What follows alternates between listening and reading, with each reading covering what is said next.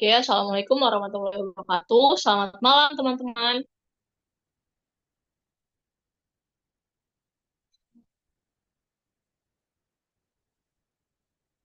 Oke, sebelum kita mulai kelas pada malam hari ini, marilah kita berdoa sesuai dengan agama dan kepercayaan kita masing-masing. Berdoa dipersilakan.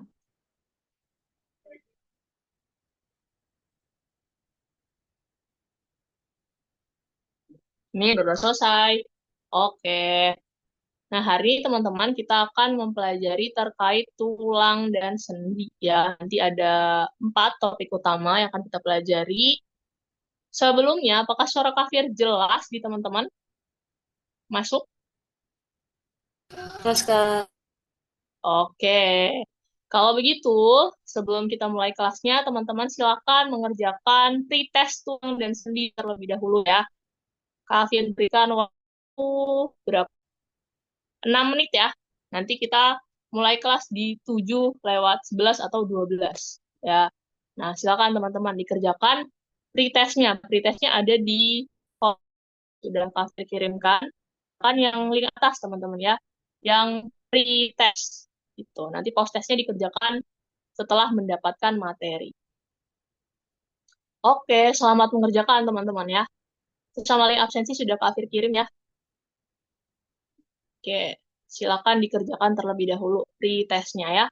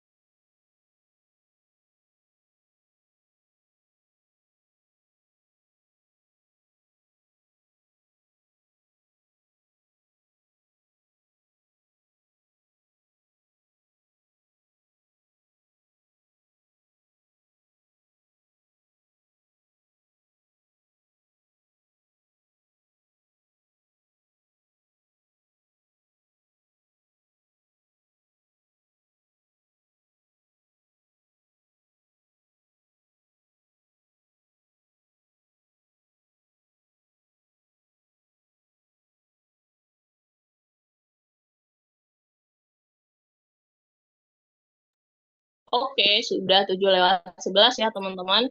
Kafir harap semuanya sudah selesai mengerjakan pretestnya ya. Nah, hari ini kita akan bahas 4 materi ya, 4 materi atau 4 topik terkait dengan GOUT atau asam urat ya, atau nama kerennya adalah hiperurisemia. Jadi hiper itu artinya tinggi, urisemia itu urik acidnya ya, urik acidnya yang tinggi gitu. Terus kalau asam urat itu berhubungan dengan hiperurisemia ya, dia saudaraan. Nah, kalau GOUT teman-teman ya, kalau di soal dia nanya apa terapi untuk GOUT gitu, berarti kalau GOUT itu terapi untuk nyerinya. Ya, nanti kita bahas lebih detail. Kalau GOUT itu terapi untuk nyerinya. Kalau hiperurisemia di soal dia nanya, apakah terapi yang Anda rekomendasikan untuk hiperurisemia pada kasus tersebut?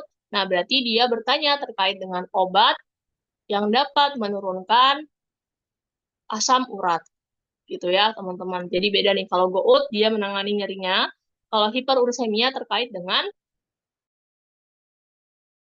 penurunan asam uratnya gitu. Terus yang kedua ada namanya RA ya singkatannya RA, terus yang terakhir OA. Nah, kalau rheumatoid arthritis ya dia itu TIS ya, ingat teman-teman, berarti radang ya. Radang atau inflamasi yang terjadi karena apa? Penyebabnya adalah autoimun, teman-teman. Autoimun. Berarti gangguan di mana sel imun ya, sel imun yang harusnya merusak atau membunuh sel patogen yang masuk ke dalam tubuh kita. Nah, malah sel imunnya merusak sel tubuh itu sendiri ya, teman-teman. Jadi penyebabnya radangnya itu karena ada autoimun. Kalau yang ketiga osteoporosis ya, itu terjadi penurunan massa tulang pada pasien ya, biasanya berhubungan dengan peningkatan usia gitu. Lalu yang terakhir ada OA, osteoartritis ya. Osteoartritis itu adalah suatu penyakit ya, sama dia mirip-mirip dengan osteoporosis, tapi dia berbeda ya. Osteoartritis itu nyeri pada sendinya gitu. Kita mulai masuk ke materi yang pertama ya, jadi disebut sebagai GOUT atau asam urat atau hiperurisemia. Nah, GOUT itu ya disebut ya sebagai akibat dari peningkatan kadar asam urat. Jadi nyerinya itu karena apa? Karena kadar asam urat yang terlalu tinggi gitu. Memang berapa tingginya kafir? Jadi tinggi yang disebut sebagai hiperursemia itu adalah lebih dari 6,8 miligram per desiliter ya teman-teman pada pasien. Jadi kalau lebih dari 6,8 itu sudah tinggi. Nah nanti GOUT itu ternyata teman-teman bisa juga terjadi karena ya atau asam urat yang tinggi itu bisa juga karena efek dari obat-obat seperti diuretik, asam nikotinat, ya, etanol, salisilat, pirazinamid, levodopa, etambutol, siklosporin, maupun obat-obat sitostatik. Nah, jadi siklusnya gimana Kak Fir? Gitu ya. Siklus ketika pasien itu makan, ya, makan makanan yang tinggi purin, ya, maka purin itu akan disintesis, teman-teman. Sintesis, ya, diubah menjadi santin oleh enzim namanya santin oksidase. Ya, ase berarti dia enzim. Ya, diubah oleh santin oksidase menjadi santin. Nanti santin akan diubah menjadi asam urat ya, teman-teman. Nah, ketika dia sudah jadi asam urat, nah kalau dia jumlahnya terlalu banyak, dia akan membentuk kristal ya, kristalisasi di dalam jaringan. Biasanya di ujung-ujung jari ya, baik di tangan maupun di kaki. Nah, ketika dia membentuk kristal itulah menyebabkan nyeri pada pasien. Gitu. Nah, bentar. Kita gabung sama PPT coretannya Kafir ya, supaya lebih kebayang. Oke, kita bahas terlebih dahulu apa tadi? GOUT ya. Mana ya GOUT? Nah, ini.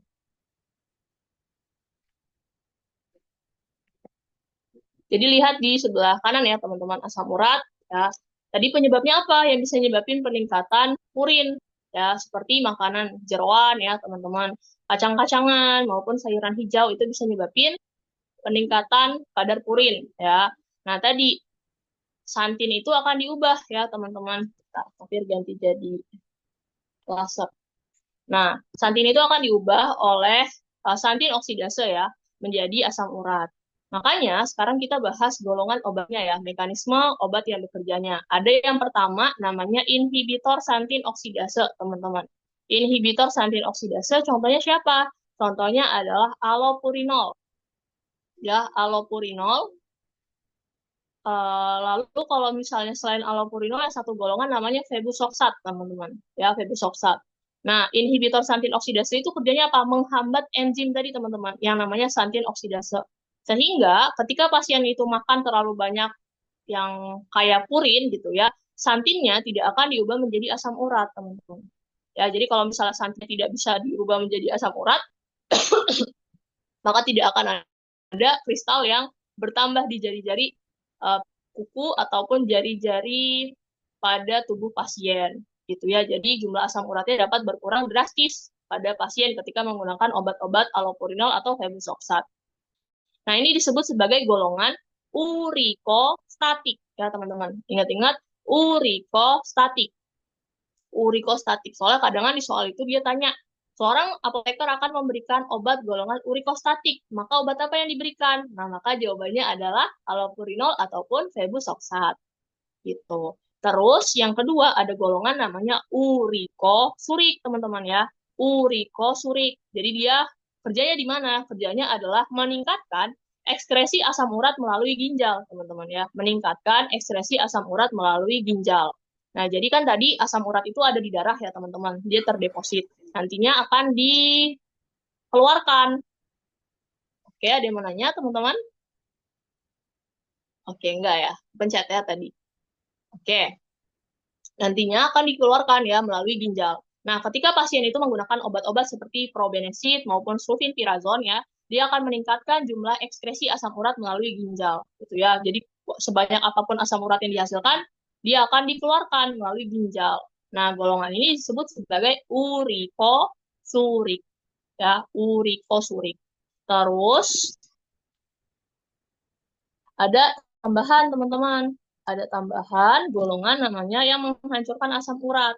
Namanya disebut golongan urikolitik ataupun lisis ya. Litik atau lisis. Jadi tugasnya adalah menghancurkan asam urat gitu. Nah, contoh obatnya siapa? Contoh obatnya adalah kolkisin, teman-teman. Gitu ya.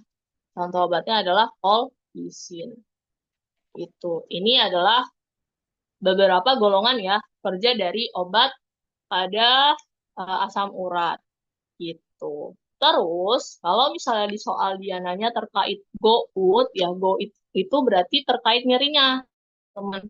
Obat anti nyerinya apa untuk pasien tersebut gitu ya. Maka di soal dia bakal nanya apa terapi anti gout yang akan Anda berikan gitu ya. Jadi nyeri itu ada yang disebut akut, ada yang disebut kronis, teman-teman. Kalau misalnya dia baru terkena nyerinya berarti disebut sebagai akut. Ya, kalau dia awalnya kurang dari 12 jam akan diberikan colchicine gitu ya. Terus kalau sudah lebih dari 12 jam ya akan diberikan NSAID. Ya, NSAID seperti ibuprofen, asam mefenamic, natrium diklofenak dan kawan-kawan ya. NSAID itu yang bahasa Inggris ya teman-teman, non-steroid anti-inflammatory drug. Atau kalau bahasa Indonesianya adalah OAINS. OAINS itu adalah obat anti-inflamasi non-steroid. Gitu ya. Jadi sama OAINS ataupun NSAID itu sama teman-teman.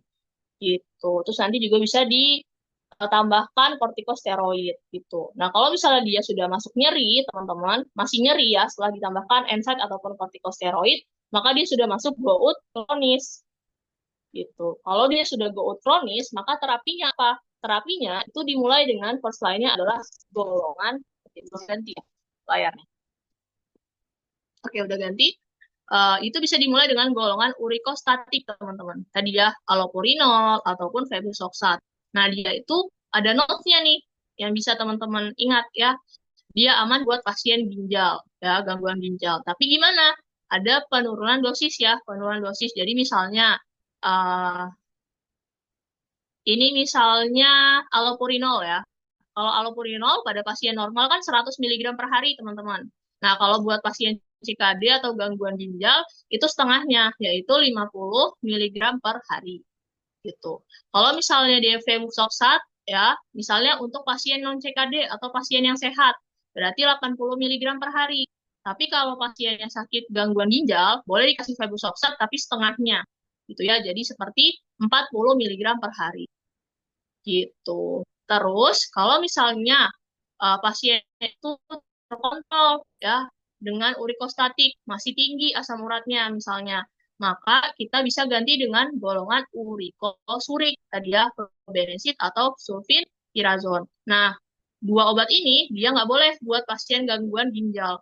Kenapa? Ini teman-teman mekanismenya, dia itu akan meningkatkan ekskresi asam urat via ginjal. Nah, padahal pasien punya gangguan ginjal, jadi dia akan memperberat kerja ginjal ya. Dihindari urikosit pada pasien gangguan ginjal karena nanti kerjanya semakin berat gitu. Terus kalau ibu hamil yang mengalami hiperurisemia ya, itu nggak boleh dikasih allopurinol karena dia kategorinya D, teman-teman ya. Ingat, D itu artinya kita singkatan di sinom adalah D, dilarang ya. Yang boleh dikasih ke ibu hamil tuh A, berarti aman, B boleh, C cikit-cikit gitu ya. Kalau D dilarang, kalau X berarti tidak boleh. Maka solusinya kalau ibu hamil bisa dikasih probenecid gitu ya. Sama ada kondisi khusus yaitu pasien diabetes dan pasien hipertensi.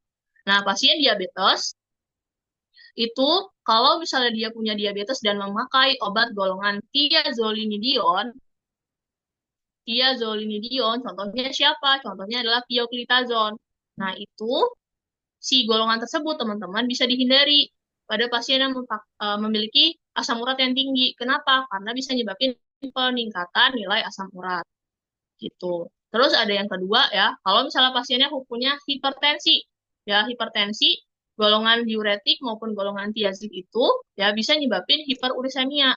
Ya, jadi nanti pasien udah rajin minum obat allopurinol misalnya, tapi dia minum golongan tiazid gitu ya, nanti tidak berefek ya, akan tetap tinggi asam uratnya gitu. Oke, sampai sini apakah aman teman-teman atau ada yang ditanyakan terkait Kak, boleh diulang yang DM hiperursemia? tadi, Kak? Gimana? Diulang yang DM, diabetes. Ya. Oke, siap. Jadi, kalau misalnya pasiennya di soal, Mbak, dia bilang pasiennya punya diabetes dan pasien memiliki asam urat yang tinggi, gitu ya. Maka teman-teman harus lihat apakah pasiennya pakai obat golongan thiazolinidion. Nah, golongan thiazolinidion itu siapa, Kak Fir? Contohnya adalah pioglitazone, teman-teman ya. Nah, kenapa emang pioglitazone? Pioglitazone itu harapannya dihindari untuk pasien yang punya asam urat tinggi. Ya, kenapa? Karena dia bakal meningkatkan nilai asam urat pada pasien, gitu ya. Jadi dihindari. Gitu. Sama halnya kalau dia punya hipertensi. Hipertensi, obat hipertensi yang bisa menyebabkan peningkatan asam urat itu siapa?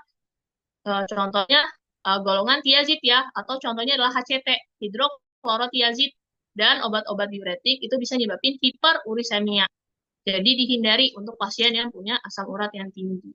Gitu. Nanti takutnya udah capek-capek minum obat, tapi dia tetap tinggi asam uratnya. Ternyata karena interaksi obat gitu ya. Obatnya punya efek samping peningkatan asam urat. Gitu Mbak, apakah aman? Oke, makasih, Kak. Oke Mbak Asri, silakan Mas Restu Fufu Papa. Mau Ya, bertanya, ini Kak, Mas izin Restu? bertanya sih, saya dari tadi kan kalau nggak salah ya allopurinol itu tidak boleh untuk ibu hamil ya. Ya, Benar nggak? Ingin konfirmasi dulu. iya Nah betul, itu karena yang dia dari kategori klinis itu di mes, halaman 67. kategori. Nah, tapi kok Aha. di situ kata allopurinol itu saya kurang bisa memahami di tulisan bukunya sih Kak. Sebenarnya halaman 67 ini Oke, allopurinol kita kalau balik ibu ke hamil atau gimana ini? Gitu. Soalnya Kak, kita balik kayak ke beda ya. Maaf modul ya Kak. ya. Nggak apa-apa, Mas Restu. Oke, kita balik ke modul ya. Nah, ini sama ya teman-teman. Tadi ada urikosurik, urikostatik, urikolisis. Lanjut. Ini sambil maju terus ya Mas ya. Nanti pas bagian ibu hamil, akhir jelasin ya. Bagian mana ya? ibu Oke, oke, hamil. oke. Oke.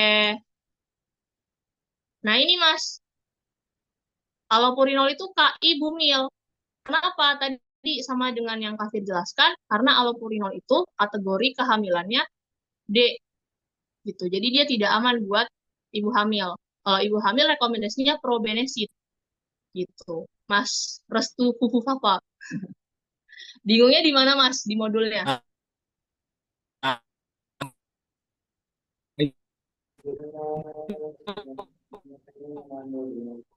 KI itu tuh apa, Kak?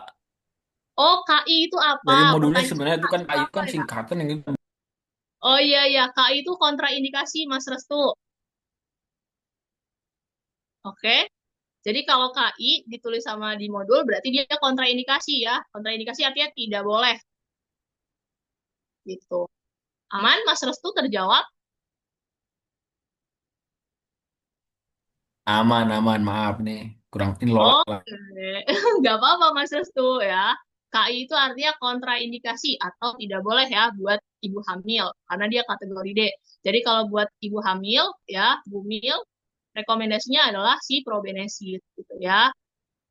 Oke, aman teman-teman. Silakan kalau ada pertanyaan juga boleh ya, silakan. Nah, kita balik dulu nih. Ini sebenarnya terapinya sama aja sih, cuma eh, singkatnya tadi ya yang di PPT Kafir. Sekarang kita bahas yang dari PPT sindromnya. Nah, klasifikasi GOUT ya, teman-teman, itu ada beberapa secara teoritisnya ya. Ini perjalanannya, gitu. Perjalanan dari GOUT-nya menurut Perhimpunan Reumatologi Indonesia ya. Jadi dokter-dokter yang spesialisasinya di sendi, gitu ya, reumatologi. Nah, jadi ada juga yang pertama ya, teman-teman, ada namanya hiperurisemia asimptomatis. A itu tidak ya. Simptom itu berarti gejala. Artinya, pasien punya asam urat yang tinggi, tapi tidak ada gejala, gitu ya. Banyak ya pasien, banyak ya teman-teman pasien itu kalau kita temui, dia itu misalnya asam uratnya sangat tinggi, misalnya berapa, 10, 9 gitu, tapi dia nggak ada gejala sama sekali, nggak ada nyeri gitu ya. Jadi dia tanpa gejala, gitu. Terus, nanti kalau misalnya hiperurisemia asimptomatis yang tidak diobati, ya dia itu bisa menyebabkan terjadinya perjalanan penyakit menjadi serangan artritis gout akut. Tadi kalau udah gout berarti Kafir bilang sebutannya nyeri ya teman-teman. Nyeri biasanya pada ujung-ujung jari ya, kaki ataupun tangan gitu. Bisa nyebabin peradangan tadi ya karena banyaknya kristal asam urat. Terus dia bisa berlanjut nih, kalau misalnya tidak terobati, gout akutnya bisa masuk ke fase interkritikal. Jadi OTW gitu, OTW gout kronis, namanya fase interkritikal ya, OTW gout kronis. Nah, kalau gout kronis tadi ya sudah parah teman-teman. Di gout akut kan tadi kita bahas terapinya sudah dikasih anti nyeri ya, tapi anti nyerinya tidak mempan, maka masuk gout kronis. Berarti dia sudah nyeri asam urat dalam jangka waktu yang lama gitu. Nah, untuk terapi gout ya, non farmakologinya tentu saja kita hindari makanan-makanan sebagai berikut ya. Dihindari, bukan direkomendasikan ya teman-teman ke pasien, tapi dihindari.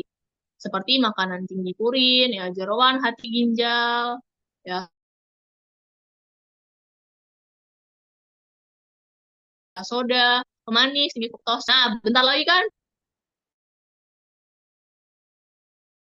Idul Adha tuh. Nah, siap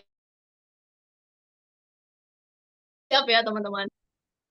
Di peningkat tuh. Terus untuk terapi gout akut ya, ini rekomendasi aslinya ya dari gout akut dari Perhimpunan Dokter Reumatologi Indonesia. Nah, ketika dia gout akut ya dilihat pertama-tama itu sama teman-teman. Kalau dia kurang dari 12 jam ya tadi dikasihnya kolkisin ya. Terus kalau misalnya sudah lebih dari 12 jam maka bisa direkomendasikan di sini ya OAINS. OAINS itu tadi ya Kafir bilang nama Indonesia dari NSAID. Jadi sama aja gitu ya. Bisa dikasih OAINS atau NSAID atau kalau dia nggak mempan bisa dikasih kortikosteroid teman-teman. Kortikosteroid gitu ya. Di sini tulisannya mulai dengan kolkisin ya atau kortiko atau OAINS ya. Tapi lebih mudahnya adalah kurang dari 12 jam tembak dulu kolkisin ya, teman-teman. Terus kalau misalnya dia bilang, pasien sebelumnya sudah menggunakan kolkisin, tapi masih mengeluh nyeri. Nah, berarti teman-teman tembak pilihannya NSAID ya. Kalau NSAID nggak ada, pilih kortikosteroid gitu. Nah, kalau misalnya dia merespon terhadap terapi, ya berarti terapinya dilanjutkan gitu. Tapi kalau misalnya dia tidak terkontrol, ya dengan satu obat berarti dilakukan kombinasi, teman-teman. Kombinasinya itu apa? Misalnya kolkisin dengan NSAID, atau kolkisin dengan steroid, atau kolkisin, OAINS, atau steroid ya, pilih salah satu, kombinasi dengan injeksi steroid intraartikular. IA itu adalah intraartikular. Nanti kita bahas obatnya apa yang bisa disuntik ya ke intraartikular. Oh, ini udah bilang ya teman-teman, sorry, steroid. Yang kalau misalnya injeksi intraartikular itu di penyakit yang lain, nanti di osteoporosis ya teman-teman. Itu ada ditambahin cairannya, itu disuntik melalui intraartikular. Jadi dia disuntik ke sendinya teman-teman. Ke sendi. Itu ya definisi dari IA, intraartikular. Gitu. Jadi sama ya dengan yang tadi kita pelajari. Nah, kalau terapi anti nyeri ini tidak mempan pada pasien, maka pasien masuk ke GUT kronis ya. Oke, jadi sebelum itu kita bahas dulu nih rangkumannya. Tadi sama ya, kurang dari 12 jam dikasihnya kolkisin. Kolkisin itu KI. KI tadi ya, teman-teman, kontraindikasi untuk pasien gangguan gagal ginjal berat. Terus secondnya adalah kortiko ya. Ini kalau dari tadi bisa kortiko atau OAINS ya. Karena kan dia tadi sebenarnya bukan first, second, atau third ya, tapi dia bilangnya atau. Ya, kalau teman-teman lihat tadi sumber aslinya dia atau. Ya, jadi boleh NSAID atau boleh kortikosteroid gitu. Terus ini bisa dinilai dengan nilai VAS ya. VAS itu adalah Face Analytical Scale. Analytical Scale ya. Kalau misalnya dari 0 sampai 10 ya teman-teman. Biasanya kalau 1 itu nyerinya sedikit, kalau 10 sangat sakit gitu. Nah, terus kalau dia nyeri berat ya, tadi kombinasi ya, dari tabel aslinya kita udah lihat, kolkisin dengan OAINS atau NSAID, atau kolkisin dengan steroid, atau pilih salah satu di antara berikut, ditambah dengan injeksi steroid intraartikular. Gitu. Terus, kalau misalnya, ini sama ya, dengan yang tadi Kafir udah bahas, kalau dia hipertensi, hindari golongan tiazid, ya, ataupun loop diuretik. Karena apa? Karena tadi dia punya efek samping hiperurisemia. Kalau dia dislipidemia, itu bisa dipertimbangkan ya, jadi direkomendasikan untuk pakai statin atau fenofibrat. Nah, terus ini kalau dari Dipiro ya teman-teman. Jadi kalau misalnya tadi itu yang dari Indonesia rekomendasinya. Kalau ini itu rekomendasi dari internasional ya, internasional rekomendasinya dari Dipiro. Dipiro tahun 2023 itu edisi ke-12 ya teman-teman. Nanti kalau teman-teman tertarik dan belum punya bukunya, boleh WA Kafir. Nanti Kafir bisa kasih PDF-nya. Nah, first line-nya adalah indomethacin, ibuprofen, atau naproxen ya. Jadi NSAID. Mulai dengan NSAID dulu. Nah, terus second-nya baru low dose colchicine ya. Jadi rada kebalik nih sama yang ada di Indo gitu. Terus third line-nya baru corticosteroid. Kalau misalnya tidak efektif, maka dilakukan kombinasi ya. Sama dengan yang ada di Indonesia gitu.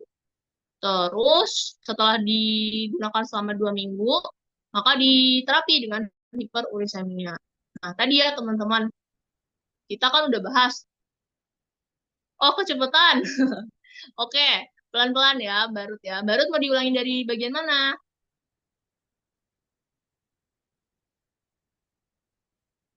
Gak apa-apa teman-teman, kalau ngerasa kecepatan, minta ulangin boleh. Oke, kami ulangin dari international recommendation ya. Jadi rekomendasi internasionalnya, dari Dipiro kita ambil tahun 2023 ya. Itu edisi ke-12. Nah, kalau di Piro rekomendasinya itu mulai dengan NSAID ya, Barut dan teman-teman, yaitu indomethacin, ibuprofen atau naproxen ya, golongan NSAID. Nah, setelah itu baru low dose colchicine dan third line-nya adalah corticosteroid gitu. Kalau nggak mempan, pilih salah satu, maka dikombinasi gitu. Terus nanti setelah 2 minggu baru diberikan terapi hiperuricemia ya. Ingat ya teman-teman, kalau di soal UKAI dia nanya GOUT, apa terapi untuk GOUT? Maka teman-teman pilihnya anti nyeri ya. Kalau di soal dia nanya apa terapi untuk hiperurisemia, maka teman-teman terapi pilih untuk menurunkan nilai asam uratnya. Ya, yaitu ini first line-nya adalah tadi allopurinol atau febusoxat ya. Tadi dia satu golongan. Terus second-nya adalah probenecid ya, golongan yang uricosuric.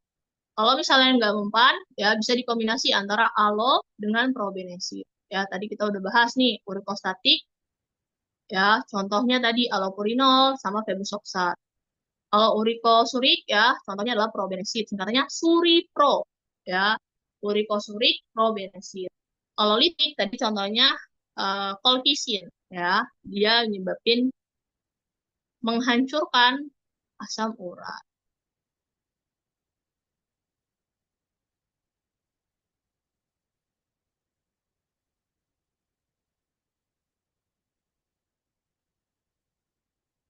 Oke, jadi ada temannya yang bingung ya.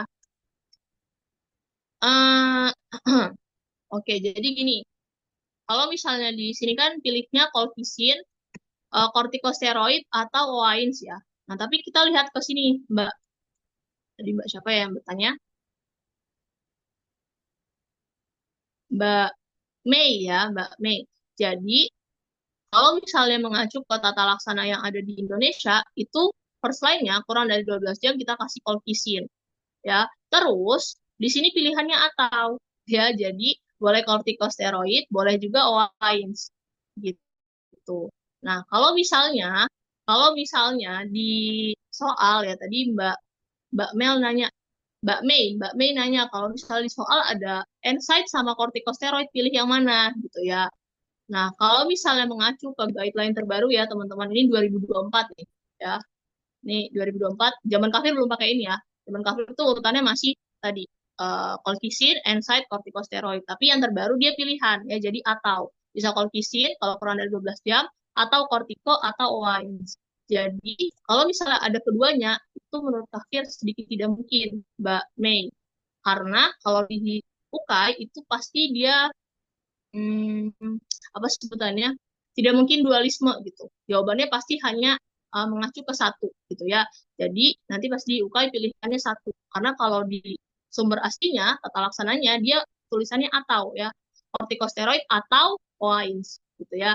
Jadi nanti kalau misalnya pilih salah satu yang ada ya, karena nggak mungkin ada dua-duanya gitu. Karena dari sumbernya itu bukan urutan, bukan kortiko NSAID, tapi dia pilihan ya sejajar atau gitu. Jadi kalau atau dia pasti tersedianya salah satunya gitu Mbak Meli. Mbak Mei, sorry. Apakah aman Mbak Mei? Oke, kembali kasih Mbak Mei ya. Karena di guideline yang terbaru dia sejajar ya, atau gitu. Cuma yang beda memang colchicine. Colchicine itu first line ya. Nah, kalau misal kortiko sama OAS dia atau sejajar. Jadi dia pasti salah satunya yang disediakan oleh UKAI ya. UKAI terbaru pasti dia ngacu ke Permenkes ataupun rekomendasi terbaru yang ada di Indonesia. Gitu. Oke, terus ini udah. Nah, terus ini gout kronis ya, teman-teman. Gout kronis juga sama ya dengan yang tadi kita sudah bahas. Jadi first line-nya, ini yang dari dokter Indonesia ya. Itu first line-nya ya, teman-teman. Ini first line-nya adalah allopurinol atau febusoxat ya, golongan xantin oksidase inhibitor. Kalau tadi ada yang nanya, XOI apa kafir? XOI itu ini ya, xantin oksidase inhibitor. Gitu. Jadi bisa mulai dengan allopurinol atau febusoxat. Kalau dia belum mencapai targetnya, ya belum nurun nih asam uratnya, maka bisa disesuaikan dosisnya setiap 2 sampai 4 minggu ya. Jadi dinaikin dosisnya gitu maksudnya teman-teman. Di mana dosis maksimal allopurinol adalah 800 mg dan febusoxat 120 mg. Jadi dinaikin konsentrasinya. Kalau misalnya masih belum tercapai juga ya bisa dilakukan penambahan ya. Di regimennya rekomendasinya penambahan teman-teman. Penambahan urikosurik urikosurik dan dia seperti probenecid dan kawan-kawan. Atau bisa ditambahkan peglotikan. Peglotikase ya teman-teman. Nah gitu. Jadi penambahannya boleh urikosurik atau ditambahkan peglotikase. Jadi kalau misalnya target tercapai maka dilanjutkan. Gitu. Terus ini profilaksisnya ya. Profilaksisnya ini lebih ke nyerinya. Gitu. Ya, jadi ingat-ingat kalau di soal dia nanya apa terapi untuk gout, berarti teman-teman pilih anti nyeri. Kalau dia nanya apa terapi untuk hiperuricemia, berarti teman-teman kasih obat-obat ini ya, ini yang first line, untuk menurunkan asam urat pasien. Terus ini ya, gout kronis sama ya, ini rangkumannya aja, allopurinol atau febusoxat karena dia satu golongan. Terus kalau nggak mempan ganti golongan urikosurik. Ya, terus kalau nggak mempan kombinasi ya, allopurinol dengan probenecid. Gitu. Terus tadi ya penyesuaian allopurinol kita udah bahas, dikasihnya adalah 50% dosis kepada pasien. Gitu. Terus ini adalah kondisi khusus ya teman-teman. Jadi kalau misalnya kehamilan ya, dia dihindari terkait dengan allopurinol karena dia tadi kategori D ya. Jadi rekomendasinya boleh probenecid dan paracetamol untuk anti nyerinya. Terus kalau misalnya gangguan GI ya, gangguan GI itu berarti gangguan gastrointestinal ya. Jadi biasanya itu rekomendasinya ya, kalau anti nyerinya itu dikasih yang spesifik teman-teman, yaitu CHOX 2, dia spesifik CHOX 2 ya. Contohnya adalah celecoxib. Nah, tapi biasanya celecoxib itu mahal ya teman-teman. Jadi pada prakteknya celecoxib itu jarang digunakan. Nah, jadi kalau misalnya pasien itu ada gangguan GI ya, boleh pakai anti nyeri ya seperti NSAID ya, tapi ada tambahannya, bisa ditambahkan PPI. Contoh PPI apa saja, teman-teman?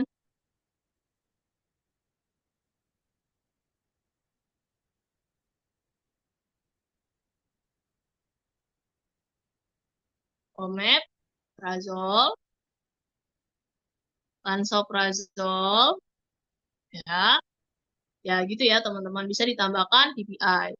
Terus kalau diuretik ya, tadi kita udah bahas bisa nyebabin peningkatan asam urat, makanya ganti golongan gitu ya, golongan yang lain. Terus kalau dia pakai losartan, dia punya hal yang baik nih buat asam urat karena dia itu bisa nyebabin penurunan kadar asam urat pada pasien gitu. Terus terus ya teman-teman, ini ada pasien gangguan ginjal. Pasien gangguan ginjal itu tidak direkomendasikan probenecid ya. Kenapa? Karena probenecid tadi kerjanya di ginjal, nanti kerja ginjalnya semakin berat kalau pasien pakai probenecid karena mengeluarkan asam uratnya melalui ginjal gitu ya.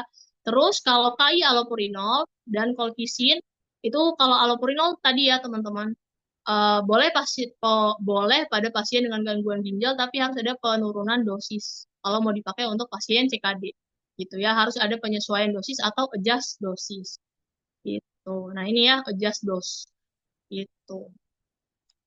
Oke. Selanjutnya, ada yang mau nanya teman-teman terkait asam urat sebelum kita pindah ke penyakit yang kedua? Ya, betul. Pembuluh darah biru ya. Raja ya. Keturunan raja. Pembuluh darah biru. Ada lagi, betul ya Mbak Ade Erdian. Omeprazol. Kak Betul, boleh nanya betul. Kak? Ya, gimana? Bo- Ini Mas pembuluh darah biru. boleh balik ke Gimana? slide satu ke belakang Kak? Minta tolong. Satu slide ke belakang. Ya, Ini.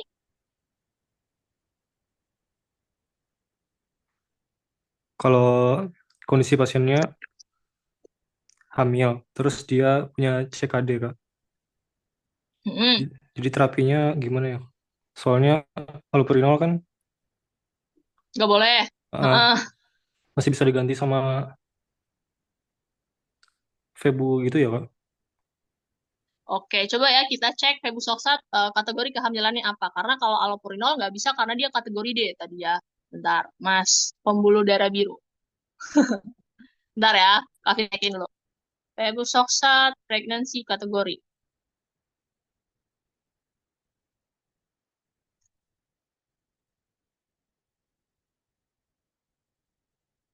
Oke, jadi bisa ya dipertimbangkan pakai febusoxat, Mas. Karena febusoxat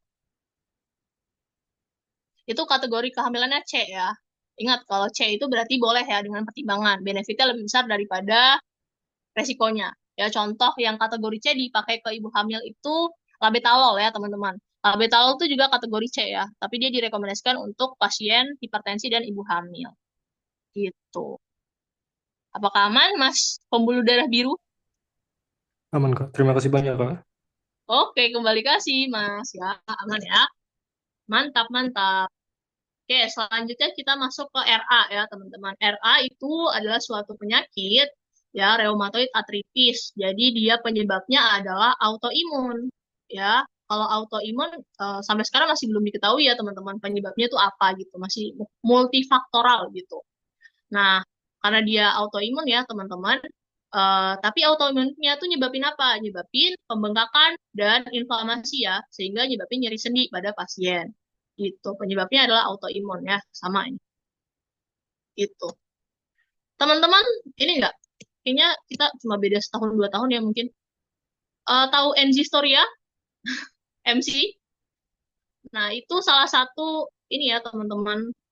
Dia mengalami RA ya, dia punya penyakit RA gitu. Jadi kalau misalnya teman-teman tertarik mau belajar lebih gitu, bisa nonton-nonton gitu ya podcast terkait RA oleh Andy Storia gitu. Terus untuk obatnya ya teman-teman kita bahas ada beberapa golongan. Obatnya namanya DMARD ya, Disease Modifying Anti-Rheumatoid Drugs ya. Yang pertama ada methotrexate atau MTX ya. Ini sama dengan yang ada di buku teman-teman, tapi akan notes beberapa yang perlu dihafal sama teman-teman. MTX itu ada X-nya, berarti dia kategori kehamilannya X ya. Jadi nggak boleh buat ibu hamil. KI artinya kontra indikasi ya, nggak boleh buat ibu hamil. Terus, ketika pasien itu pakai methotrexate, dia akan menghambat enzim reduktase asam dihidrofolat. Ya, bahasa mudanya apa? Bahasa mudanya adalah menyebabkan defisiensi asam folat. Ya, makanya rekomendasinya adalah dikombinasi atau ditambahkan asam folat, teman-teman. Ketika pasien itu menggunakan terapi methotrexate, gitu ya. Terus ini ya sama nih, ditambahkan asam folat untuk mengurangi toksisitas methotrexate tadi, defisiensi asam folat. Gitu. Terus yang selanjutnya ada leflunomid ya, teman-teman. Leflunomid itu dia KI juga buat ibu hamil karena dia mirip dengan methotrexate ya, kategorinya X buat ibu hamil.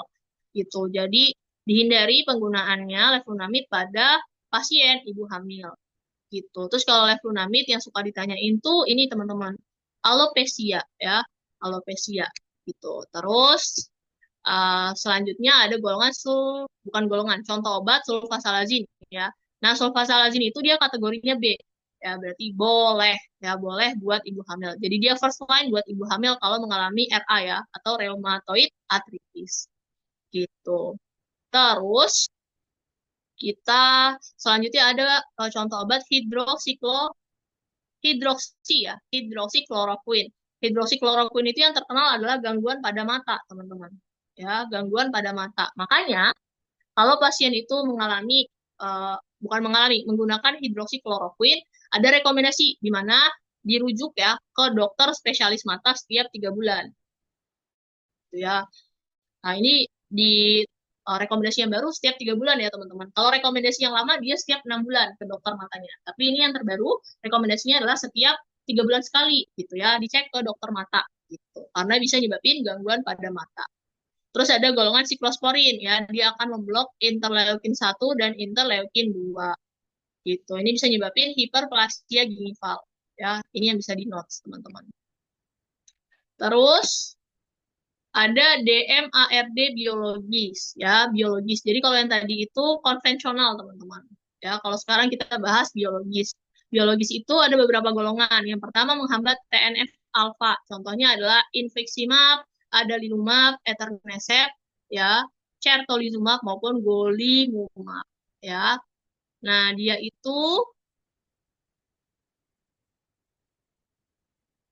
ini ya teman-teman, efek sampingnya yang ini, infeksi, deeliminasi saraf, infeksi, sakit kepala maupun mual dan diare. Nah, kalau abatacept ya, dia itu menghambatnya sel T, teman-teman. Terus dia bisa nyebabin gangguan fungsi hati ya, jadi bisa di notes. Terus kalau tocilizumab ya teman-teman, dia anti interleukin sitokin 6, dan kalau rituximab dia menghambatnya sel beta gitu ya. Kalau tadi gangguan fungsi hati ada rekomendasi untuk dicek SGOT atau SGPT ya, atau bahasa Indonesia adalah ALT atau AST gitu. Rekomendasi untuk ngecek apakah terjadi gangguan hati karena memakai obat yang sifatnya hepatotoksik gitu. Terus ini ada abatacept ya, dia menghambat sel T gitu. Terus ada tofacitinib ya, dia golongan Janus kinase teman-teman. Nah ini bisa di notes ya. Janus kinase nanti dia menjadi last choice ya bagi pasien yang mengalami RA gitu. Dia juga sama ya, bisa nyebabin gangguan hati, makanya di sini ada rekomendasi untuk cek SGOT atau SGPT gitu. Terus kalau misalnya ibu hamil ya yang mengalami RA, rekomendasinya apa? Rekomendasinya first line adalah sulfasalazin ya karena kategori B. Terus bisa diberikan hidroksikloroquine. Bentar, hidroksikloroquine tadi kategorinya D ya. Bentar, akhir cek ya, apakah betul dia kategorinya D? Karena kalau D itu sebaiknya dihindari ya. Kloroquine.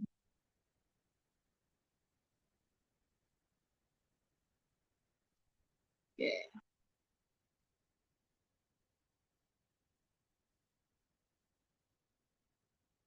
Oke, ini kurang tepat ya teman-teman. Belum mana tadi? Hidroksikloroquine itu bukan D ya. Nanti teman-teman salah paham lagi. Kok D boleh kafir dikasih ke ibu hamil? Kan dia dilarang gitu ya. Nah dia hidroksikloroquine itu C ya. C, jadi dia tadi cikit-cikit dengan pertimbangan benefit yang lebih besar itu boleh diberikan kepada ibu hamil ya. Kategorinya C teman-teman dia. Terus kalau misalnya dia yang biologis ya bisa dikasih etanercept atau certolizumab ya, itu untuk biologis. Oke. Terus kalau misalnya kategori X ya, yang nggak boleh buat ibu hamil adalah methotrexate dan leflunomide ya. MTX katanya tadi. MTX. Jadi X ya, tidak boleh buat ibu hamil. Oke, ada yang mau diulang teman-teman? Atau ada pertanyaan sebelum kita bahas ke algoritma?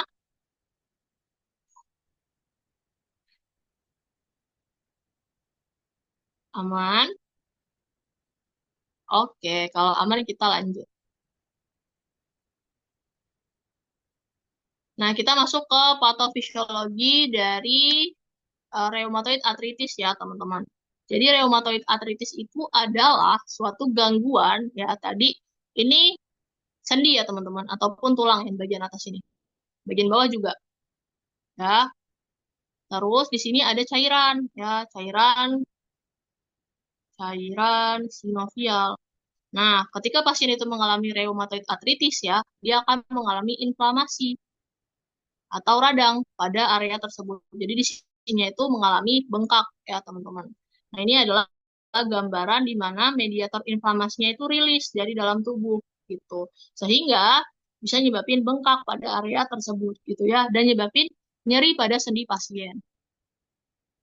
Gitu. Nah, tadi obat golongannya udah kita bahas ya. Nah, sekarang kita masuk ke terapinya ya, teman-teman. Jadi terapinya first line-nya adalah kita kasih MTX. MTX itu konvensional ya. CS konvensional, DM RAD gitu. Jadi first line-nya adalah MTX gitu. First line-nya adalah MTX. Kalau misalnya pasien itu nggak bisa dikasih methotrexate, misalnya dia alergi atau intoleran, maka gantinya adalah leflunomide atau sulfasalazin ya, yang dia sama-sama golongan CS DMARD ya, yang sama-sama konvensional teman-teman gitu. Terus karena kan dia mengalami nyeri ya teman-teman, kalau dia mengalami nyeri itu bisa ditambahkan OAINS. OAINS tadi bahasa Indonesia dari NSAID ya teman-teman, boleh NSAID atau boleh ditambahin kortikosteroid dosis rendah. Terus dicek apakah mengalami perbaikan atau tidak gitu. Kalau misalnya mengalami perbaikan ya berarti dilanjutkan menggunakan methotrexate. Tapi kalau masih belum terkontrol dengan methotrexate atau leflu ataupun sulfasalazin, Maka dilanjutkannya dengan apa? Dengan ditambahkannya, kita lihat dulu apakah dia ada prognosis atau tidak. Prognosis itu apa? Perburukan ya teman-teman. Jadi kalau misalnya ada perburukan, maka tadi kan dia pakainya konvensional. Konvensionalnya tambahkan biologi DMARD. Ya, ditambahkan. Terus kalau misalnya tidak ada perburukan, ya, tidak ada perburukan, tapi masih belum terkontrol nih nyeri sendinya, maka bisa diganti, ya, rekomendasinya ganti atau tambahkan CS konvensional DM-ARD kedua. Ya, jadi kalau di awalnya satu pakai MTX masih belum terkontrol, boleh nih ditambah kombinasi dengan leflunomid, sulfasalazid, ataupun kombinasi. Ya, kombinasi dengan tadi MTX dengan leflunomid atau MTX dengan sulfasalazid. Gitu. Kalau misalnya dicek ya setelah 3 bulan teman-teman, 3 sampai 6 bulan. Kalau dia terkontrol dengan kombinasi ya, kombinasi bisa dengan MTX dengan CS DMARD atau MTX dengan BD-MARD. Kalau terkontrol berarti lanjutkan, gitu ya. Tapi kalau misalnya masih belum terkontrol, setelah pakai kombinasi obat, maka ganti dengan agen biologis yang lainnya, ya. Atau bisa kita tambahkan ini last choice-nya ya, yaitu JAK inhibitor. JAK inhibitor itu yang tadi teman-teman. Yang ini nih, tofacitinib ya. Tofacitinib itu last choice ya. Tofacitinib. Jadi di sini last choice-nya adalah tofacitinib. Gitu. Dicek lagi 3 sampai 6 bulan gitu ya. Apakah terkontrol? Kalau terkontrol berarti dilanjutkan terapinya. Tapi kalau masih belum terkontrol, ya sudah habis ya teman-teman.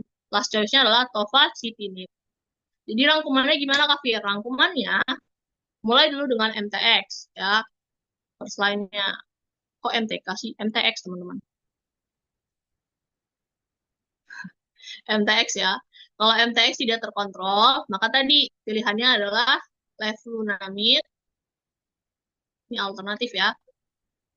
Alternatifnya atau sulfasalazin. Terus kan tadi MTX ya teman-teman. Kalau misalnya MTX-nya tidak terkontrol, maka tadi rekomendasinya bisa MTX kombinasi ya dengan leflu atau sulfasalazin tadi. Atau ya secondnya rekomendasinya adalah MTX ditambahkan dengan biologis ya, biologis DMRAD gitu. Ini yang di tahap 2 tadi ya teman-teman. Gitu. Terus kalau dia tidak terkontrol ya, kita balik lagi nih.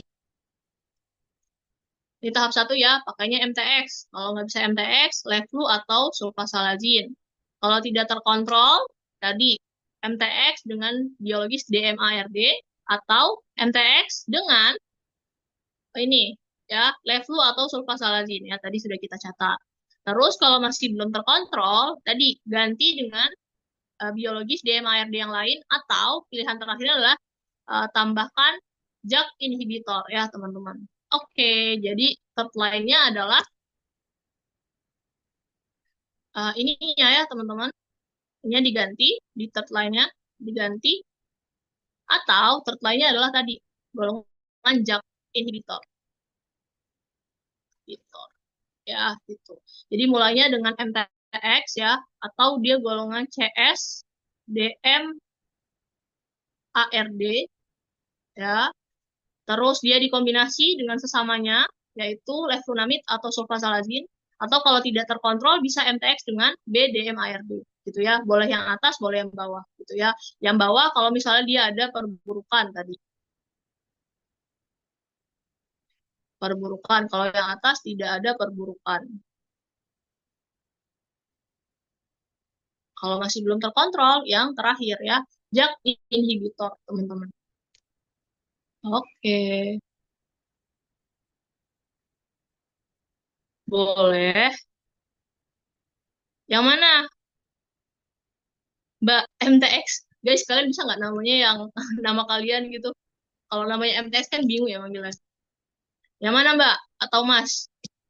Ini daftar obatnya yang mau dilihat tabelnya. Yang rituximab Pak yang sebelumnya. Yang rituximab. Ini rituximab. Yang paling bawah ini rituximab. Aman? Cukup Pak, makasih Kak. Oke, kembali kasih ya. Aman teman-teman. Oke, lanjut ya. Itu ya teman-teman terkait dengan Kakak, rheumatoid arthritis. Iya, silakan Mbak Asri gimana? terus tadi mau make sure yang first line-nya kan MTX. Terus kalau Heeh. misalkan dia kontraindikasi dengan MTX, berarti dia diganti Hmm. sama yang L atau S gitu kan ya, bukan dikombinasi kan kalau first line kan? Iya betul, L atau S ya, betul. Oke, Kalau dia makasih. kontraindikasi, heeh, betul. Ya oke. Oke. Tadi Kak Fir bilangnya apa? Ya ini alternatif ya, first line-nya tadi. Kalau MTS nggak bisa, gantinya Levlu atau sulfasalazin. Gitu ya. Oke, aman ya teman-teman. Oke, ada yang mau nanya lagi teman-teman? Sebelum kita pindah ke penyakit ketiga, atau mau lihat PPT sebelumnya, boleh? Aman. Oke. Kalau aman, kita masuk ke penyakit yang ketiga ya teman-teman. Oke. Namanya adalah osteoporosis. Osteoporosis itu apa yang terjadi ya? Penurunan densitas tulang ya. Nah, buat taunya kita harus lihat dulu. Ternyata di dalam sel tulang itu, teman-teman, ada namanya osteoblas sama ada namanya osteoklas. Gimana cara ngingetnya? Osteoblas itu ada huruf B-nya ya. Maka fungsinya adalah untuk membentuk tulang, teman-teman. Ya. Sedangkan kalau osteoklas dia itu ada C-nya, biasanya dia di buku-buku C ya. Jadi gini, osteoklas. Maka dia punya fungsi menghancurkan tulang. Ya, jadi ingatnya kalau osteoblas sama-sama punya B, kalau osteoklas sama-sama punya C. Ya, fungsinya adalah menghancurkan tulang gitu. Nah, pada kondisi pasien mengalami osteoporosis ya, teman-teman, dia itu terjadi permasalahan. Apa itu? Terjadinya proses osteoklas itu lebih besar daripada osteoblas. Jadi osteoblasnya rendah, osteoklasnya tinggi pada pasien osteoporosis. Padahal harusnya di kondisi normal seperti apa? Kalau kondisi normal, ya pasien normal, osteoklasnya rendah, osteoblasnya yang tinggi. Gitu. Tapi kalau di pasien yang osteoporosis terjadi kebalikannya, teman-teman.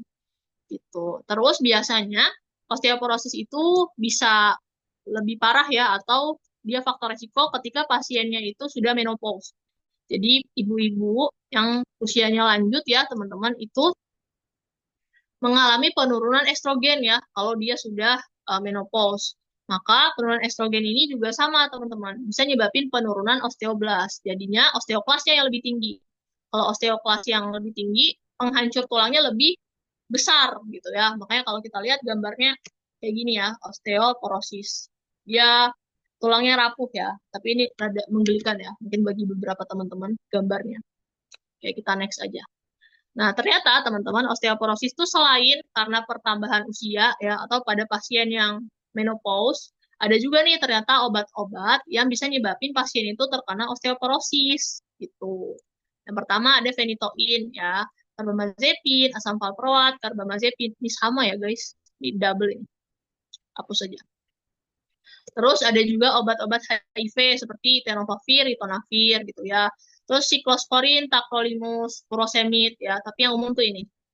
Obat-obat tadi, syaraf sama obat ini, glukokortikoid. Glukokortikoid itu nama umumnya adalah kortikosteroid ya teman-teman. Kortikosteroid.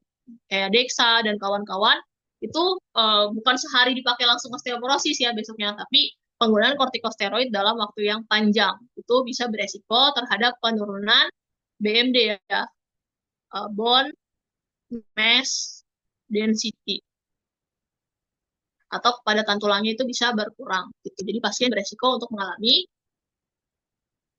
osteoporosis. Gitu ya. Jadi bisa di-note teman-teman. Golongan phenytoin dan kawan-kawan serta kortikosteroid itu bisa nyebabin osteoporosis. Nah, selain itu, apa aja Kak Fir yang bisa nyebabin pasien tuh mengalami kortiko lagi, osteoporosis ya. Tadi yang pertama paling umum adalah hormon ya. Misalnya pada wanita menopause akan terjadi penurunan estrogen secara drastis sehingga tadi osteoklasnya akan meningkat ya. Osteoklasnya meningkat, osteoblasnya terhambat gitu. Jadi bisa mengalami osteoporosis atau usia lanjut ya.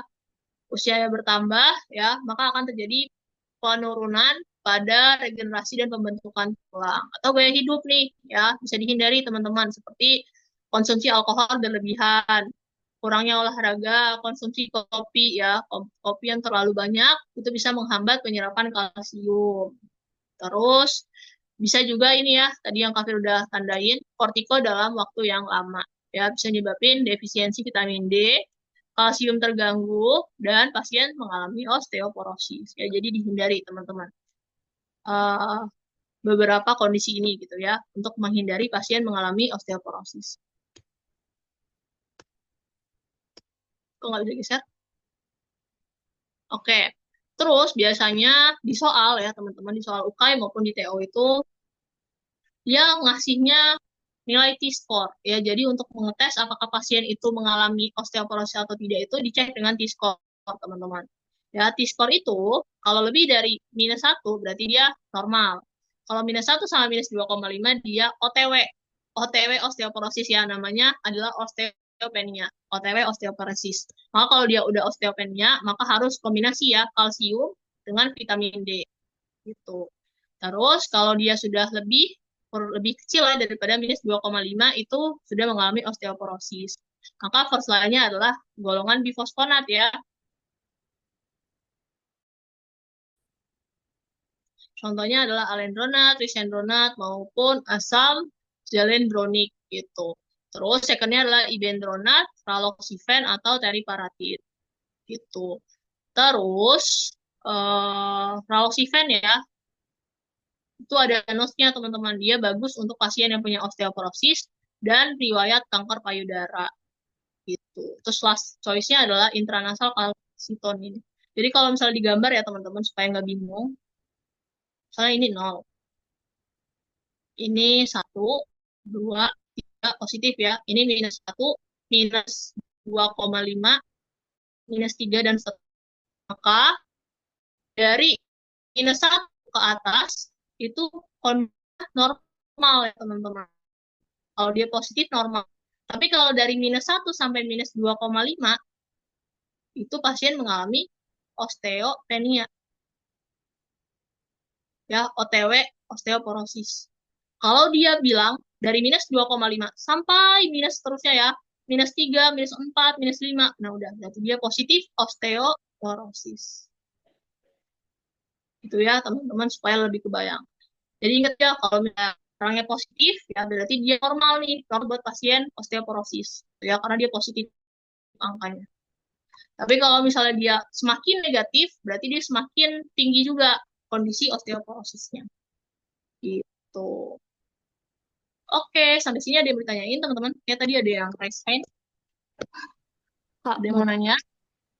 Gimana? kalau di guideline tuh kan dia osteoporosis tuh kurang dari sama dengan -2,5. Nah, kalau misalnya Hmm, dia -2,5 itu masuknya osteopenia atau osteoporosis. berapa? 0, Kalau T-score-nya -2,5. Kan itu kalau T-score-nya -2,5. ya, soalnya di Kalau guideline tuh kurang uh, dari dengan -2,5 tuh osteoporosis. ada sama dengannya ya? Ya, Oke, bentar. Itu yang ini Mbak siapa yang nanya ya?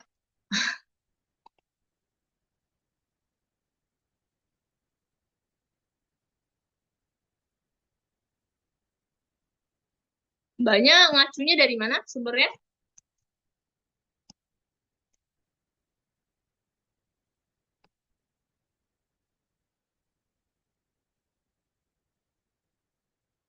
Hmm, hmm, hmm.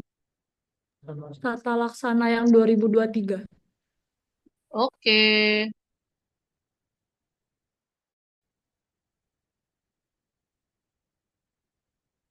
Heeh, bener. Jadi dari -2,5 Mbak. -2,5 itu masuknya ke osteoporosis ya. Jadi lebih dari sama dengan -2,5 itu osteoporosis ya. Tambahin aja Mbak di modul sindrom ya. Kurang dari sama dengan gitu ya. Nah, ini -1 sampai 2,4 lah ya. Lebih kebayangnya gitu. -1 sampai 2,4 itu ya dikasihnya adalah kalsium sama vitamin D gitu. Oke, terima kasih koreksinya Mbak. Mbak siapa namanya? Meila, Kak. Oke, Mbak Mei. Makasih ya Mbak Mei koreksinya supaya teman-temannya nggak bingung nanti ya. Oke. Terus kita balik ke PPT-nya Kak dulu ya. Nah, ini teman-teman. Tung tung tung tung. Nah, ini teman-teman ya. Jadi tadi kita sekarang bahas golongan ya. Ada namanya golongan ini kurang tepat ya. Bukan peningkat produksi osteoblast, tapi kafir koreksi yaitu yang menahan atau menurunkan osteoklas. Ya, itu ada golongan namanya golongan bifosfonat ya teman-teman. Bentar guys, biar nggak bingung. Kafir merahin, biar nggak kelihatan. Ya, dia golongan yang menurunkan osteoklas itu ada golongan bifosfonat ya teman-teman. Golongan bifosfonat itu contohnya ada alendronat, ibendronat, risendronat, ataupun asam zolendronat ya. Kalau asam zolendronat itu dia intravena ya teman-teman. Jadi bukan secara oral minumnya. Terus kalau alendronat sama risendronat itu biasanya suka ditanyain di soal, yaitu cara minumnya ya. Cara minumnya kalau alen sama risendronat, teman-teman, kata kuncinya 30 menit, ya, 30 menit, ini kurang menit ya, menit, antekoenam pada pagi hari. Jadi sebelum sarapan pagi, 30 menit sebelumnya, itu diminum obatnya. Setelah itu, setelah minum obatnya, pasiennya, teman-teman minta untuk duduk tegak, ya, boleh duduk tegak, boleh berdiri, ya, pokoknya nggak boleh rebahan, nggak boleh legeh-legeh, gitu ya. Selama 30 menit juga. Tujuannya apa? Untuk mencegah iritasi esofagus. Nah, jadi kalau misalnya teman-teman ingat, gimana ya cara gambarin mulut? Misalnya ini mulut ya teman-teman, ini mulut. Nah, dia ada saluran ya, saluran yang menghubungkan ke lambung. Ini lambung. Nah, ini namanya esofagus. Ya, jadi tujuannya duduk 30 menit supaya si tablet tadi tidak mengiritasi saluran tersebut gitu ya. Karena dia kalau pasiennya rebahan, si tablet itu bisa mengiritasi saluran ini gitu ya, mengiritasi esofagusnya gitu. Itu kalau alen sama risendronat 30 menit ya. Tapi kalau misalnya dia ibendronat, dia lebih keren lagi teman-teman ya. Harus duduk diam selama 60 menit. Ya, dipakainya 60 menit sebelum sarapan pagi dan diminta duduk tegak selama 60 menit setelah konsumsi obatnya. Gitu. Oke, aman teman-teman golongan bifosfonat?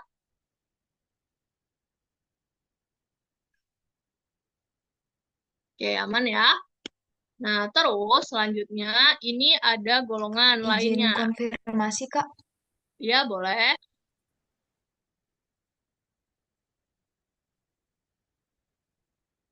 Siapa? Ini yang mbaknya. Siapa nih? Silakan. Mbak siapa tadi?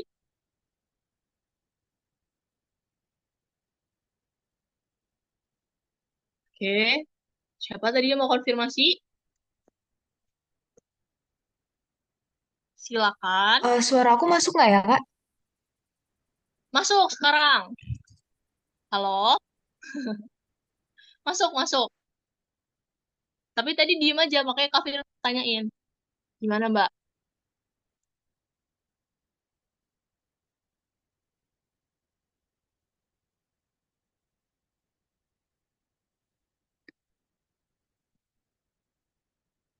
Teman-teman yang lain dengar mbaknya ngomong apa? Di kafir nggak ada suara. Hanya tadi izin konfirmasi sama suaranya masuk nggak ya gitu.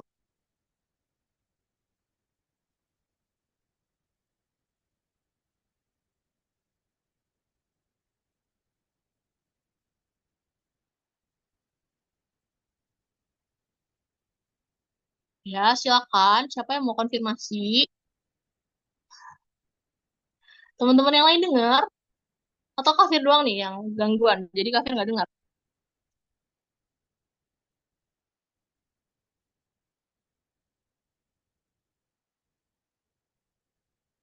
Nggak dengar juga, ya kan? Nggak ada ya suaranya Mbak Er? Oke. Ya, sambil nunggu Mbak yang mau konfirmasi, kita lanjut dulu ya, teman-teman.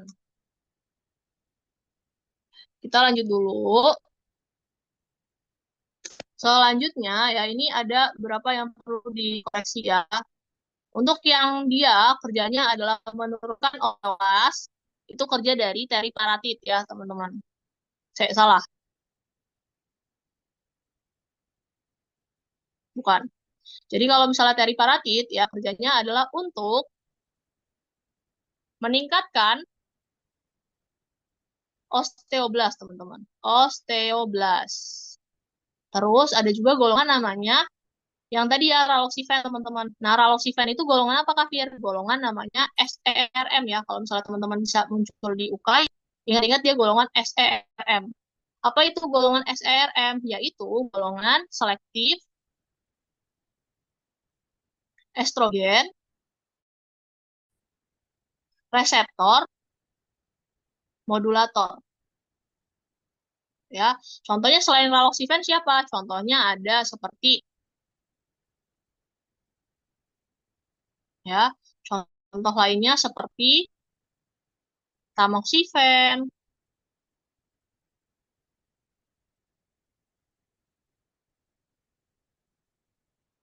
bazadoxifen, ya gitu. Raloxifen, tamoxifen, ya, yang akhirnya sifen-sifen, nah itu berarti dia golongan SERM ya teman-teman. Dia akan berpengaruh terhadap estrogen, gitu. Itu golongannya. Terus ini sama ya teman-teman, T-score-nya tadi kalau kurang dari 1, berarti -1 ke atas itu normal. -1 sampai -2,4 itu osteopenia atau OTW osteoporosis. Nah, kalau misalnya dia OTW osteoporosis, maka teman-teman rekomendasinya adalah kombinasi vitamin D dengan kalsium. Nah, kadang kan di soal UK itu ditanyain, kenapa sih harus dikombinasi vitamin D dengan kalsium? Karena menurut penelitian, absorpsi dari kalsium itu meningkat, teman-teman, ketika ditambahkan vitamin D. Jadi kalau ditanya apa fungsi vitamin D adalah meningkatkan absorpsi dari kalsium ke dalam tulang. Gitu ya, ingat-ingat gitu. Terus untuk dosis vitamin D-nya, kalau untuk geriatri 800 sampai 1000 mg per hari, kalau dia dewasa 400 sampai 1000 mg per hari. Kalau untuk kalsiumnya 1000 sampai 1200 mg per hari. Gitu. Terus kalau misalnya dia sudah mengalami osteoporosis ya, biasanya dia bilangnya -2,5 atau -3, -4 di soal. Itu bisa first line-nya dikasih agen bifosfonat, teman-teman. Ya. Terus kalau nggak mempan, ganti dengan teriparatid atau raloxifen. Terus terakhirnya ya pilihannya adalah intranasal kalsitonin. Ya kalau di modul tadi dia pilihan terakhir ya, intranasal kalsitonin. Terus teman-teman, obat agen bifosfonat itu ya, dia punya keunikan teman-teman. Keunikannya apa? Jadi dari pabrikannya itu ada yang mengeluarkan dosis untuk sekali minum 1 kali sehari. Ya, jadi seperti 5 mg. Berarti dia minumnya 1 kali sehari. Ada juga pabrikan yang ngeluarin dosisnya 35 mg, ya, golongan bifosfonat. Artinya dia dipakainya 1 kali seminggu, teman-teman. Ya. Ada juga dari pabrikannya yang ngeluarinnya dosisnya 150 mg. Artinya dia bisa diminum 1 kali sebulan. Gitu ya. Jadi pasiennya boleh minum 1 kali sehari setiap hari atau seminggu sekali, atau dia boleh juga minumnya 1 kali sebulan gitu ya teman-teman. Itu adalah notes khusus untuk kondisi osteo osteoporosis. Gitu. Sampai sini ada yang mau ditanyakan, teman-teman? Atau dikonfirmasi? Mbak yang tadi, apakah sudah aman? Ada yang mau dikonfirmasi? Ditanyakan, silakan teman-teman, terkait materi osteoporosis.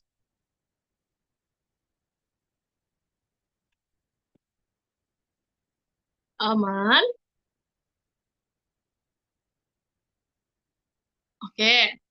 Kalau aman kita lanjut ya. Terus ada kehamilan ya. Tamoxifen itu kategorinya D. Jadi dilarang ya buat ibu hamil.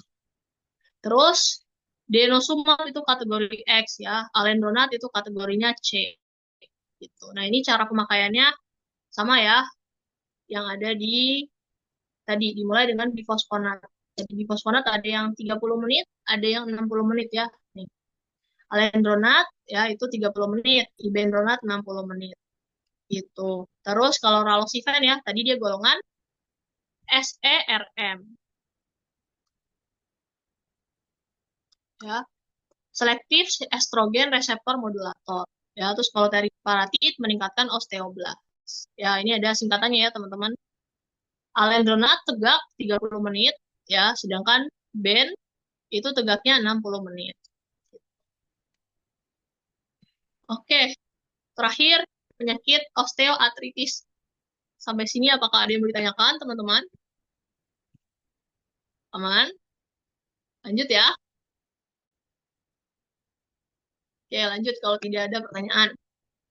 Selanjutnya kita masuk ke osteoartritis ya, teman-teman.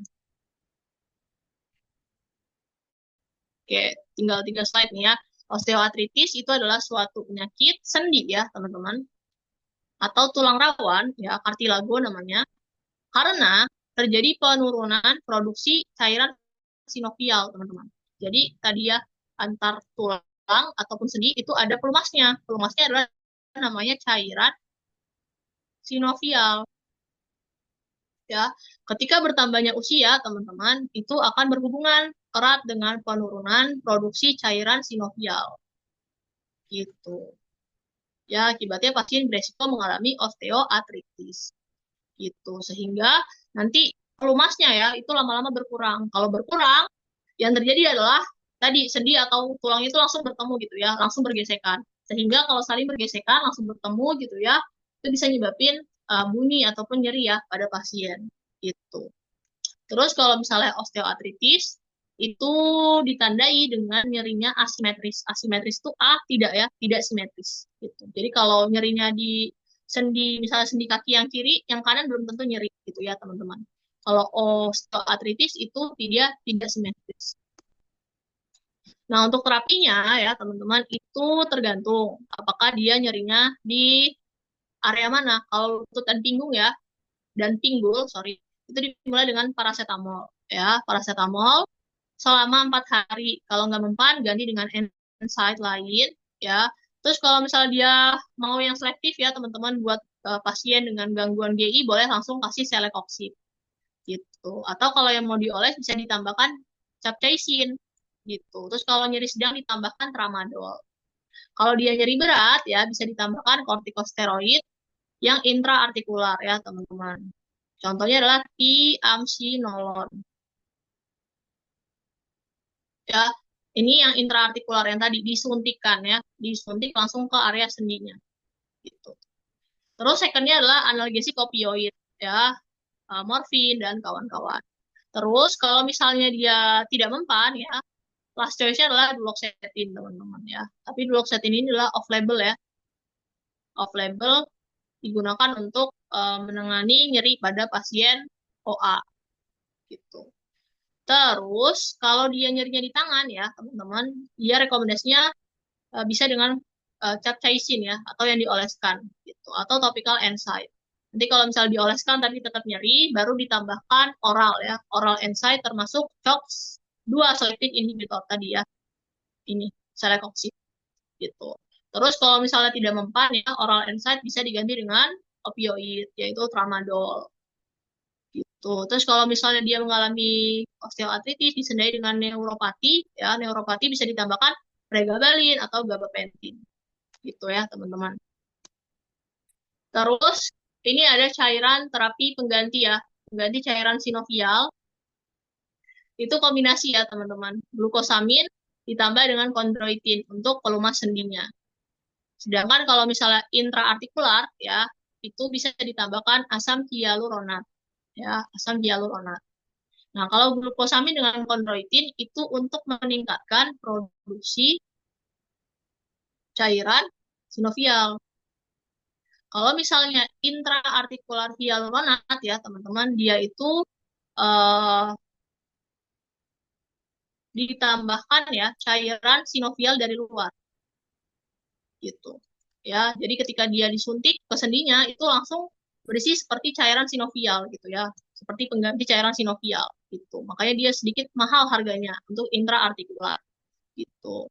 Terus untuk mengurangi ya efek samping gastrointestinal ya untuk dia pakai NSAID ya teman-teman, kan NSAID itu bisa nyebabin iritasi lambung. Itu bisa ditambahkan PPI atau misoprostol. Terus kalau di soal dia bilang mengalami nyeri, tapi dia gastritis ya, bisa ditambahkan celecoxib karena dia selektif COX-2.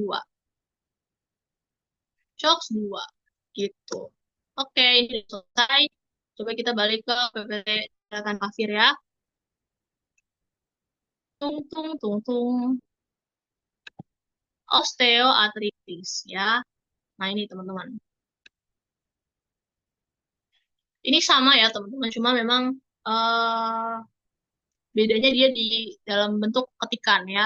Jadi osteoartritis tadi itu permasalahannya karena penurunan cairan sinovial ya. Ini di antara tulang ataupun sendi itu ada cairan sinovial. Banyak dia akan berkurang cairan sinovialnya sehingga akan beresiko kartilagonya langsung bergesekan langsung. Nah, kalau ketika kartilagonya bergesekan langsung itu yang menyebabkan nyeri dan inflamasi. Dan kalau dia tidak diobati, maka tulang rawannya itu bisa langsung bertemu gitu ya, saling bertemu atas dan bawah sehingga menyebabkan kerusakan pada tulang rawan atau namanya kartilago, teman-teman. Nah, terus tadi ya, kalau misalnya glukosamin dan kondroitin, itu vitamin ya harus dikombinasi sebagai stimulasi peningkat produksi cairan sinovial. Jadi meningkatkan produksi cairan sinovial.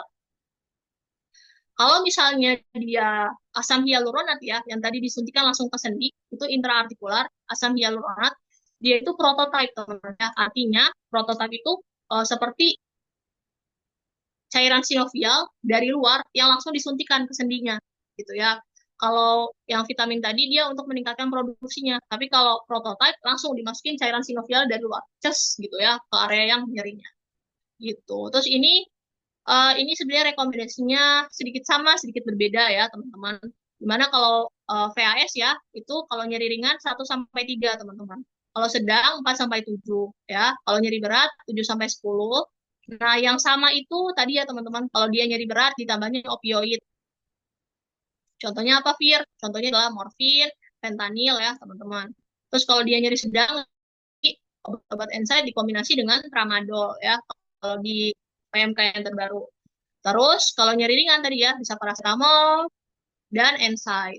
Nah, ingat-ingat paracetamol itu punya gangguan hati ya. Jadi kalau misalnya di soal pasien mengalami gangguan hati bisa direkomendasikan golongan NSAID ya, seperti salah satunya ibuprofen. Terus biasanya ada satu lagi teman-teman yang suka ditanyain anti nyeri. Kalau pasiennya pasca kemoterapi, nah itu kan nyeri ya, maka bisa ditambahkan apa? Bisa diberikan ketorolac ya, itu rekomendasinya. Gitu. Terus udah sih teman-teman. Kalau capsaicin ya tadi itu adalah contoh umumnya ya. Itu seperti koyo cabai itu mengandung capsaicin. Terus kalau ibu hamil bisa diberikan paracetamol untuk anti nyerinya karena dia yang paling aman.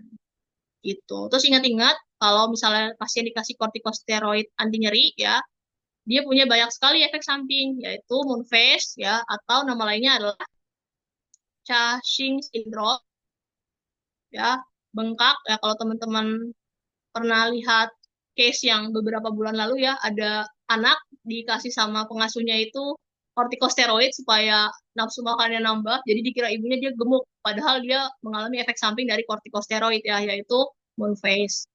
Terus juga bisa nyebabin withdrawal syndrome. Nah, kalau withdrawal syndrome dihindari dengan pasien tapering dose ya, penurunan dosis secara berkala. Terus penggunaan jangka panjang bisa nyebabin osteoporosis, dan kortikosteroid nggak boleh ya untuk pasien diabetes karena bisa nyebabin peningkatan gula darah. Gitu. Oke, selesai teman-teman materi hari ini. Ada 4 ya. Oh ya, ada tambahan nih, ada satu lagi, yaitu ini, rakitis ya. Jadi rakitis itu apa? Yaitu penurunan vitamin D pada anak ya. Jadi terjadi pelunakan tulang. Jadi kalau misalnya di soal muncul, itu terapinya adalah vitamin D, teman-teman. Dikasih 200 IU per hari atau 5 mcg per hari. Udah, itu tambahan penyakitnya ya, ada rakitis. Oke. Apakah ada pertanyaan, teman-teman, atau uh, kamu mau lihat PPT yang tadi gitu? Aman, teman-teman? Pendek ya, karena memang materinya sedikit. Aman. Oke, kalau aman, silakan teman-teman mengerjakan proses ya. Tadi linknya sama. Di Kafir kirim ulang. Kalau yang tadi linknya hilang. Silakan mengerjakan proses. Linknya itu ya. Terus sambil nunggu ngerjain proses, kalau tidak ada pertanyaan, bolehkah teman-teman menyalakan kamera untuk didokumentasikan kelas pada hari ini?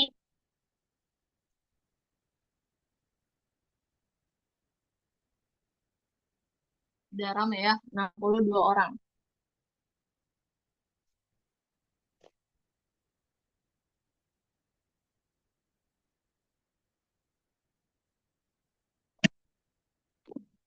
Kita mau lihat PPT penjelasan yang terakhir. Oke, Mbak Marcella. Oke, Kafir screenshot dulu ya, nanti Kafir tunjukin lagi ininya, PPT-nya.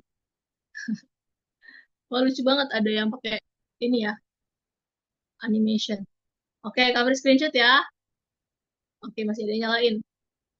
Oke, Kafir hitung. 1, 2, 3. Boleh kasih senyum ya, teman-teman. 1, 2, 3. Boleh gaya kayak Mbak Nona. Silakan. Oke. Ganti gaya. 1, 2, 3. Oke, ya. Mantap, mantap. Nah, ini minta lihat slide yang terakhir. Boleh, Mbak Marcella. Yang mana tuh slide yang terakhir?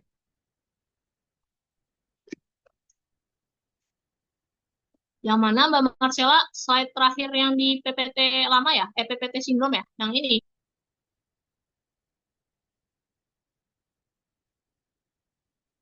Oh, yang penyakit tambahan. Oh, ya, ya. Si rakitis ya?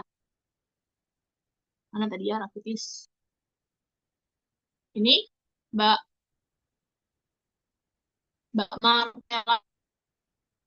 Oke, yang coret-coretan ya. Ini.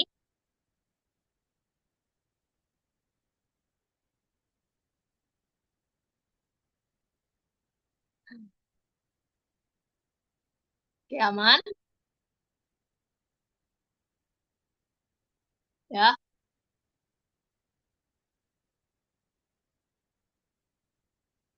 Oke, kembali kasih Mbak Marcella Yolanda. Oke.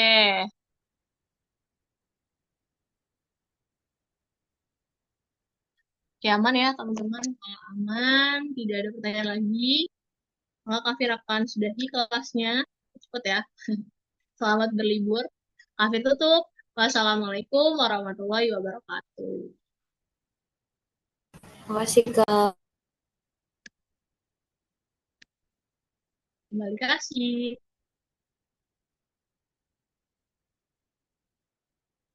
Terima kasih, Kak Fir. Siap, kembali kasih, Mas.